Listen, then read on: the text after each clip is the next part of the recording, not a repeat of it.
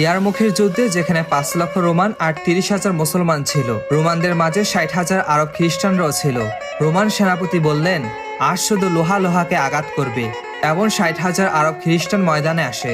খালিদ বিন ওয়ালিদ রাদিয়াল্লাহু তাআলা আনহু খবর পাওয়ার সাথে সাথেই হযরত আবু উবাইদাকে বললেন, আমাকে শুধু ৩০ জন মুজাহিদ দেন, আজ আমি রোমানদের আমার ইমানি শক্তি দেখিয়ে দিব। হযরত আবু উবাইদা রাদিয়াল্লাহু তাআলা আনহু বললেন, ৬০,০০০-এর মোকাবেলা শুধু ৩০ জন, এটা ন্যায়সঙ্গত নয়। সুতরাং আপনি ৩০ জনের পরিবর্তে ৬০ জন মুজাহিদ নিন।